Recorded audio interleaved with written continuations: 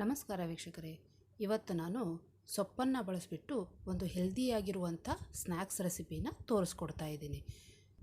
ನಾನಿಲ್ಲಿ ಪಾಲಕ್ ಸೊಪ್ಪನ್ನ ಉಪಯೋಗಿಸ್ಬಿಟ್ಟು ಒಂದು ಸ್ನ್ಯಾಕ್ಸ್ ರೆಸಿಪಿನ ತೋರಿಸ್ಕೊಡ್ತಾ ಇದ್ದೀನಿ.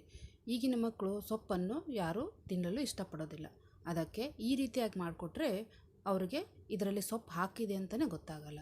ಸೊ ಇದು ಹೆಲ್ದಿಯಾಗೂ ಇರುತ್ತೆ, ಹಾಗೆ ಟೇಸ್ಟಿಯಾಗೂ ಇರುತ್ತೆ. ಸೊ ಬನ್ನಿ, ಹಾಗಾದರೆ ಈ ಪಾಲಕ್ ಸೊಪ್ಪನ್ನ ಉಪಯೋಗಿಸ್ಬಿಟ್ಟು ಢೋಕ್ಳಾನ ಹೇಗೆ ಮಾಡೋದು ಅಂತ ನೋಡೋಣ. ಅದಕ್ಕಿಂತ ಮುಂಚೆ ನಮ್ಮ ಚಾನಲನ್ನು ಸಬ್ಸ್ಕ್ರೈಬ್ ಮಾಡಿಲ್ಲ ಅಂದರೆ ಸಬ್ಸ್ಕ್ರೈಬ್ ಮಾಡೋದನ್ನು ಮರಿಬೇಡಿ. ಬನ್ನಿ, ಹಾಗಾದರೆ ಹೇಗೆ ಮಾಡೋದು ಅಂತ ನೋಡ್ಕೊಂಬರೋಣ. ಅದಕ್ಕಿಂತ ಮುಂಚೆ ನಿಮ್ಮೆಲ್ಲರಿಗೂ ನಮ್ಮ ಚಾನಲ್ಗೆ ಸುಸ್ವಾಗತ.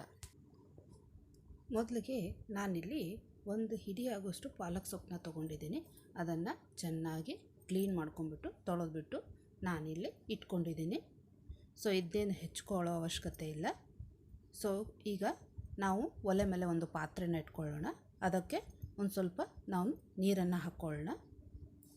ಈಗ ಅದು ನೀರನ್ನ ನಾವು ಕಾಯಿಸ್ಕೋಬೇಕು. ನೋಡಿ, ಈಗ ನೀರು ಕಾಯ್ದಿದೆ. ಈಗೇನು ಮಾಡಬೇಕು ಅಂದರೆ, ನಾವು ಮುಂಚೆನೇ ಕ್ಲೀನ್ ಮಾಡಿ ಪಾಲಕ್ ಸೊಪ್ಪನ್ನ ಇಟ್ಕೊಂಡಿರ್ತೀವಲ್ವ, ಆ ಸೊಪ್ಪನ್ನೆಲ್ಲ ಇದಕ್ಕೆ ಹಾಕೋಬೇಕು.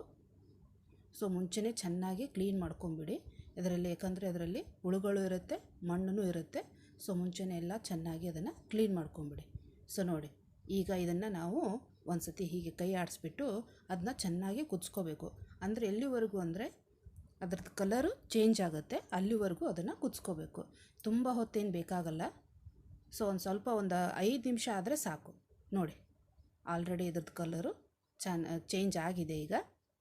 ಸೊ ಇಷ್ಟಾದರೆ ಸಾಕು. ಈಗೇನು ಮಾಡಬೇಕು ಅಂದರೆ, ಈಗ ಇದನ್ನು ನಾವು ಗ್ಯಾಸ್ನ ಆಫ್ ಮಾಡ್ಕೊಂಬಿಡೋಣ.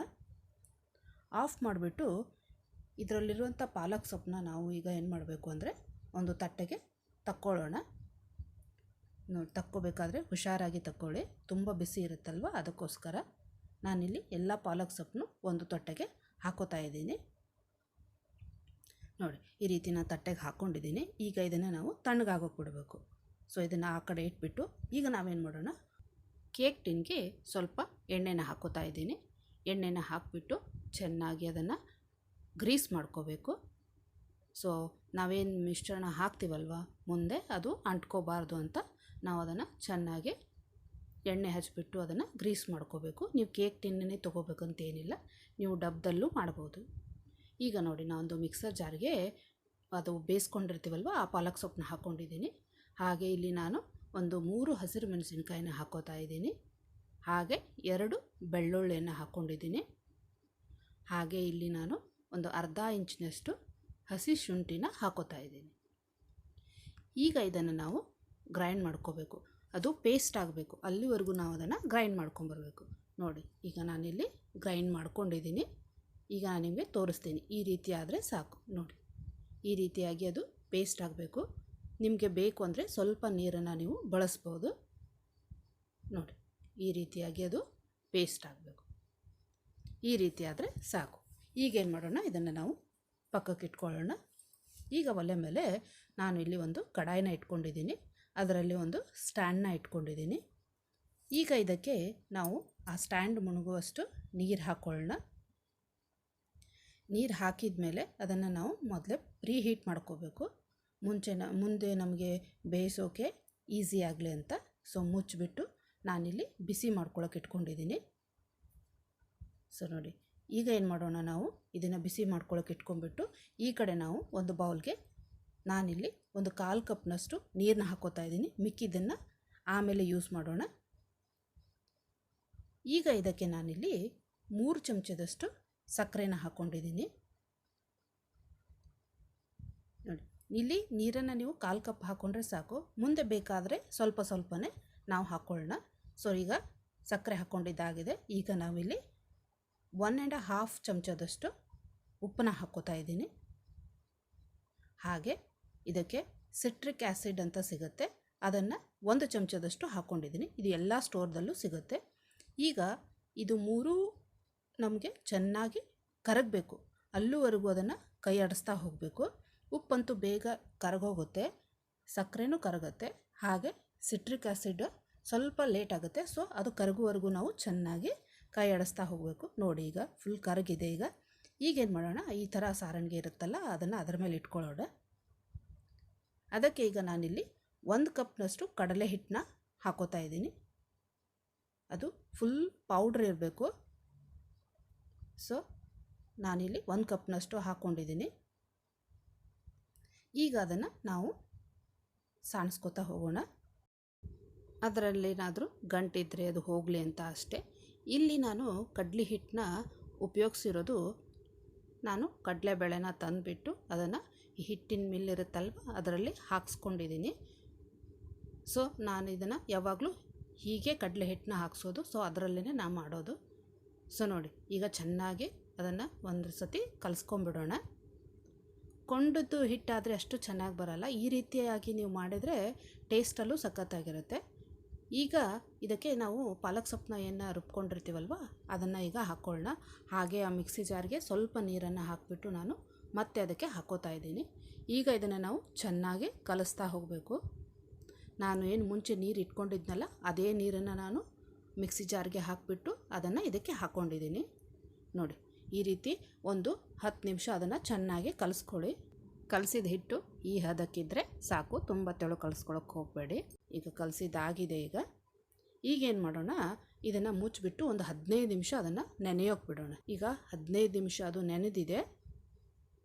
ಈಗ ನಾವು ಇದಕ್ಕೆ ಒಂದು 2 ಟೇಬಲ್ ಸ್ಪೂನಷ್ಟು ಎಣ್ಣೆನ ಹಾಕ್ಕೋಬೇಕು.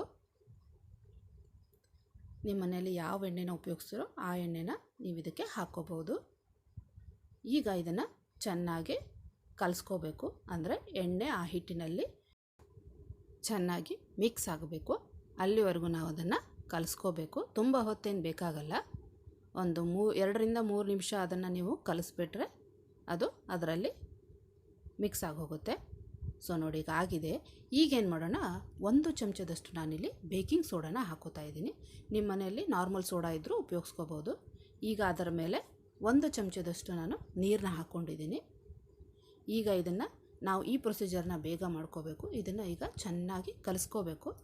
ಎಲ್ಲ ಹಿಟ್ಟಲ್ಲೂ ಅದು ಮಿಕ್ಸ್ ಆಗಬೇಕು. ಇದನ್ನು ಮಾಡಿದ ತಕ್ಷಣವೇ ಹಿಟ್ಟು ಹೇಗೆ ಉಬ್ಬಿ ಬರುತ್ತೆ ನೋಡಿ, ಅದು ಡಬಲ್ ಆಗಿಬಿಡುತ್ತೆ ಇರೋದಕ್ಕಿಂತ. ಸೊ ಈಗ ಕಲಸಿದ್ದಾಗಿದೆ.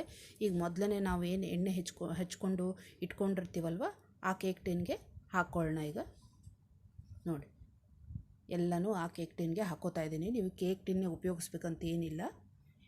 ತಟ್ಟೆ ಇರುತ್ತಲ್ವ ದೊಡ್ಡ ಬಾರ್ಡರ್ ಇರೋದು, ಅದಕ್ಕೂ ಹಾಕೋಬೋದು, ಅಥವಾ ಡಬ್ಬ ಇದ್ದರೆ ಡಬ್ಬದಲ್ಲೂ ಮಾಡ್ಬೋದು. ನೋಡಿ, ಈಗ ಆಲ್ರೆಡಿ ನಾನು ಹಾಕ್ಕೊಂಡಿದ್ದಾಗಿದೆ.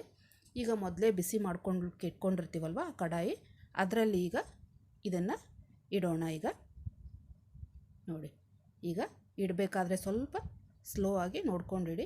ಈಗ ನಾವೇನು ಮಾಡೋಣ, ಮುಚ್ಚಿ ಒಂದು 20 ನಿಮಿಷ ಅದನ್ನು ಚೆನ್ನಾಗಿ ಬೇಯೋಕೆ ಬಿಡಬೇಕು. ಮೀಡಿಯಮ್ ಫ್ಲೇಮ್ನಲ್ಲಿ ಅದನ್ನು ನಾವು ಬೇಯಿಸ್ಕೋಬೇಕಾಗುತ್ತೆ. ನೋಡಿ ಎಷ್ಟು ಚೆನ್ನಾಗಿ ಬೆಂದಿದೆ ಅಂತ. ಈಗ ಒಂದು ನೈಫ್ನ ಅದರಲ್ಲಿ ಇನ್ಸರ್ಟ್ ಮಾಡಿಬಿಟ್ಟು ನೋಡಿದರೆ ಅದು ಎಲ್ಲೂ ಅಂಟ್ಕೊಂಡಿಲ್ಲ ಅಂದರೆ ಚೆನ್ನಾಗಿ ಬೆಂದಿದೆ ಅಂತ ಅರ್ಥ. 20 ನಿಮಿಷದಲ್ಲಿ ಚೆನ್ನಾಗಿ ಬೆಂದ್ಬಿಡುತ್ತೆ. ಸೊ ಈಗ ಇದನ್ನು ಕಡಾಯಿಂದ ಹೊರಗೆ ತಕ್ಕೊಳ್ಳೋಣ. ಹಾಗೆ ಇದನ್ನು ತಣ್ಣಗಾಗೋದಕ್ಕೆ ಬಿಡೋಣ. ಈಗ ಇದಕ್ಕೆ ಒಂದು ಒಗ್ಗರಣೆನ ರೆಡಿ ಮಾಡ್ಕೊಳ್ಳೋಣ.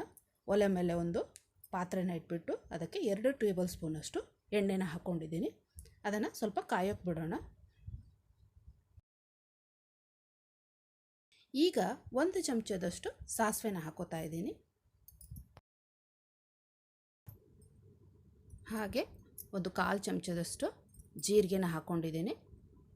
ಹಾಗೆ 1/8 ಚಮಚದಷ್ಟು ಅರಿಶಿನ ಪುಡಿನ ಹಾಕ್ಕೊಂಡಿದ್ದೀನಿ. ಸಣ್ಣ ಉರಿಯಲ್ಲಿ ಇಟ್ಕೊಳ್ಳಿ. ಹಾಗೆ 1½ ಚಮಚದಷ್ಟು ಎಳ್ಳನ್ನ ಹಾಕೋತಾ ಇದ್ದೀನಿ. ಬಿಳಿ ಎಳ್ಳು ಬರುತ್ತಲ್ಲ ಅದನ್ನು ಹಾಕ್ಕೊಂಡಿದ್ದೀನಿ. ಹಾಗೆ ಇಲ್ಲೇ ಸ್ವಲ್ಪ ಕರಿಬೇವಿನ ಸೊಪ್ಪನ್ನ ಹಾಕೋತಾ ಇದ್ದೀನಿ. ಹಾಗೆ ಇಲ್ಲಿ ನಾನು 3 ಹಸಿರು ಮೆಣಸಿನ್ಕಾಯಿನ ಉದ್ದಕ್ಕೆ ಸೀಳಿಬಿಟ್ಟು ಕಟ್ ಮಾಡಿಟ್ಟು ಹಾಕ್ಕೊಂಡಿದ್ದೀನಿ. ಇದನ್ನು ಈಗ ನಾವು ಹಸಿರು ಮೆಣಸಿನ್ಕಾಯಿನ 3 ನಿಮಿಷ ಚೆನ್ನಾಗಿ ಫ್ರೈ ಮಾಡ್ಕೋಬೇಕು. ನೋಡಿ, ಅದ್ರ ಕಲರ್ ಚೇಂಜ್ ಆಗುತ್ತಲ್ಲ ಆ ರೀತಿ ಆಗಬೇಕು. ಈಗ ಒಂದು 1/4 ಚಮಚದಷ್ಟು ಉಪ್ಪನ್ನ ಹಾಕೋತಾ ಇದ್ದೀನಿ. ಹಾಗೆ ಒಂದು ಅರ್ಧ ಚಮಚದಷ್ಟು ಸಕ್ಕರೆನ ಹಾಕೋತಾ ಇದ್ದೀನಿ. ಈಗ ಇದಕ್ಕೆ ನಾವು ಇಲ್ಲಿ ಒಂದು ಅರ್ಧ ಕಪ್ನಷ್ಟು ನೀರನ್ನ ಹಾಕೋಬೇಕು. ಸೊ ಈಗ ಅದನ್ನು ಚೆನ್ನಾಗಿ ಕುದಿಸ್ಕೋಬೇಕು. ಸಕ್ಕರೆ ಎಲ್ಲ ಕರಗಬೇಕು, ಅದೆಲ್ಲ ಒಗ್ಗರಣೆ ಅದರಲ್ಲಿ ಮಿಕ್ಸ್ ಆಗಬೇಕು. ನೋಡಿ, ಈಗ ಚೆನ್ನಾಗಿ ಕುದ್ದಿದೆ. ಈಗ ಗ್ಯಾಸ್ನ ಆಫ್ ಮಾಡ್ಕೊಂಡ್ಬಿಡೋಣ. ಈಗ ಇದು ತಣ್ಣಗಾಗಿದೆ. ಈಗ ನಾವು ಚಾಕುವಿನಿಂದ ಈ ರೀತಿ ತುದಿಗಳನ್ನೆಲ್ಲ ಅದನ್ನು ಸಡ್ಲ ಮಾಡ್ಕೋಬೇಕು. ಸಡ್ಲ ಮಾಡ್ತಾ ಹೋಗೋಣ. ನೋಡಿ ಈ ರೀತಿಯಾಗಿ ಅದು ಸಡ್ಲ ಮಾಡಿಕೊಂಡು ಒಂದು ಪ್ಲೇಟ್ನ ಅದರ ಮೇಲೆ ಇಟ್ಬಿಟ್ಟು, ಸೊ ಈ ರೀತಿಯಾಗಿ ಅದರ ಡಬ್ಬ ಹಾಕಿ ಅದನ್ನು ಈ ಥರ ತಟ್ಟಿದರೆ ಬೇಗನೆ ಡಿಮೋಲ್ಡ್ ಆಗಿಬಿಡುತ್ತೆ. ನೋಡಿ ಈಸಿಯಾಗಿ ಡಿಮೋಲ್ಡ್ ಆಗುತ್ತೆ. ಸೊ ನಾವೇನು ಮಾಡೋಣ, ಈಗ ಇದನ್ನು ಕಟ್ ಮಾಡ್ಕೊಳ್ಳೋಣ. ನಿಮ್ಗೆ ಚಿಕ್ಕ ಬೇಕಂದರೆ ನೀವು ಚಿಕ್ಕದು ಮಾಡ್ಕೋಬೋದು, ದೊಡ್ಡದು ಬೇಕಂದರೆ ದೊಡ್ಡದು ಮಾಡ್ಕೋಬೋದು. ನಾನಿಲ್ಲಿ ಮೀಡಿಯಮ್ ಸೈಜದ್ದು ಮಾಡ್ಕೊಂಡಿದ್ದೀನಿ. ನೋಡಿ ಈ ರೀತಿ ನಾನಿಲ್ಲಿ ಕಟ್ ಮಾಡ್ಕೊಂಡಿದ್ದೀನಿ. ನಿಮ್ಗೆ ಯಾವ ಆಕಾರಕ್ಕೆ ಬೇಕೋ ಆ ಆಕಾರಕ್ಕೆ ಕಟ್ ಮಾಡ್ಕೋಬೋದು. ಪೂರ್ತಿ ತಣ್ಣಗಾದ್ಮೇಲೆ ಯಾಕೆ ಮಾಡಬೇಕಂದ್ರೆ ಕಟ್ ಮಾಡುವಾಗ ಎಷ್ಟು ಚೆನ್ನಾಗಿ ಬರುತ್ತೆ ನೋಡಿ. ಸೊ ಅದಕ್ಕೋಸ್ಕರ ಸ್ವಲ್ಪ ತಣ್ಣಗಾದ್ಮೇಲೆ ಇದನ್ನು ಮಾಡ್ಕೋಬೇಕು. ನೋಡಿ ತೋರಿಸ್ತಾ ಇದ್ದೀನಿ ಹೇಗೆ ಬಂದಿದೆ ಅಂತ. ನೋಡಿ ಎಷ್ಟು ಸಾಫ್ಟ್ ಇದೆ ನೋಡಿ. ನಾನು ಕೈಯಲ್ಲಿ ಹೇಗೆ ಇದನ್ನು ಮಾಡಿಬಿಟ್ಟು ತೋರಿಸ್ತಾ ಇದ್ದೀನಿ ನಿಮಗೆ. ನೋಡಿ ಎಷ್ಟು ಚೆನ್ನಾಗಿ ಬಂದಿದೆ ಅಲ್ವಾ. ಈಗ ಇದರ ಮೇಲ್ಗಡೆ ನಾವು ಒಗ್ಗರಣೆನ ಕಾಸ್ಕೊಂಡು ಇಟ್ಕೊಂಡಿರ್ತೀವಲ್ವ, ಬಿಸಿ ಇರೋದನ್ನೇ ಹಾಕ್ಕೊಳ್ಳಿ. ಅಂದರೆ ಅದು ಒಳಗಡೆ ಎಲ್ಲ ಇಂಕೊಳ್ಳುತ್ತೆ. ನೋಡಿ ಈ ರೀತಿಯಾಗಿ ಎಲ್ಲ ಕಡೆಯಿಂದಲೂ ಆ ಒಗ್ಗರಣೆನ ಹಾಕೋತಾ ಹೋಗಿ ಬಿಸಿಯಾಗಿರೋದನ್ನೇ ಹಾಕ್ಕೊಳ್ಳಿ. ನೋಡಿ ಈಗೆಲ್ಲ ಒಗ್ಗರಣೆ ಆಗಿದೆ. ಈಗ ಇದು ರೆಡಿ ಆಗಿದೆ. ನಾನೀಗ ಒಂದು ಪ್ಲೇಟ್ಗೆ ಜೋಡಿಸ್ತಾ ಇದ್ದೀನಿ. ನೋಡಿದ್ರಲ್ಲ ವೀಕ್ಷಕರೇ, ಪಾಲಕ್ ಸೊಪ್ಪನ್ನ ಉಪಯೋಗಿಸ್ಬಿಟ್ಟು ಈ ಸ್ನ್ಯಾಕ್ಸ್ನ ಹೇಗೆ ಮಾಡೋದು ಅಂತ. ನೋಡಿ ಇದರಲ್ಲಿ ನೀವು ಪಾಲಕ್ ಸೊಪ್ಪನ್ನ ಹಾಕಿರೋದು ಗೊತ್ತೇ ಆಗಲ್ಲ. ಸೊ ಹೀಗೆ ನೀವು ಮಕ್ಕಳಿಗೆ ಮಾಡಿಕೊಟ್ರೆ ಅವರು ಸೊಪ್ಪನ್ನ ತಿಂದಾಗೂ ಇರುತ್ತೆ, ಹಾಗೆ ನಿಮಗೂ ಒಂಥರ ಸೊಪ್ಪನ್ನ ನಾವು ಮಕ್ಕಳಿಗೆ ಕೊಡ್ತಾ ಇದ್ದೀವಿ ಅಂತಲೂ ಇರುತ್ತೆ. ನೀವು ಹಾಗೆ ಸೊಪ್ಪನ್ನ ಕೊಟ್ಟರೆ ಯಾವ ಮಕ್ಕಳು ತಿನ್ನಲ್ಲ. ಸೊ ಈ ರೀತಿಯಾಗಿ ಮಾಡಿಕೊಟ್ರೆ ಅವ್ರಿಗೂ ಗೊತ್ತೂ ಆಗಲ್ಲ. ಇದನ್ನ ಚಿಕ್ಕವರಿಂದ ಹಿಡಿದ್ಬಿಟ್ಟು ದೊಡ್ಡವ್ರವರೆಗೂ ಎಲ್ಲರೂ ಇಷ್ಟಪಟ್ಟು ತಿಂತಾರೆ. ಒಮ್ಮೆ ಮನೆಯಲ್ಲಿ ಟ್ರೈ ಮಾಡಿ ನೋಡಿ ವೀಕ್ಷಕರೇ. ನೋಡಿ ಎಷ್ಟು ಚೆನ್ನಾಗಿ ಬಂದಿದೆ ಅಂತ.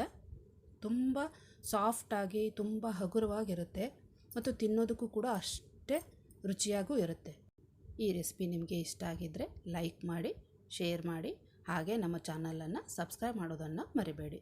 ಮುಂದಿನ ಒಂದು ಹೊಸ ರೆಸಿಪಿಯೊಂದಿಗೆ ಮತ್ತೆ ನಾನು ನಿಮ್ಮನ್ನು ಭೇಟಿಯಾಗ್ತೀನಿ. ಅಲ್ಲಿವರೆಗೂ ಎಲ್ಲರಿಗೂ ಧನ್ಯವಾದಗಳು. Thank you for watching.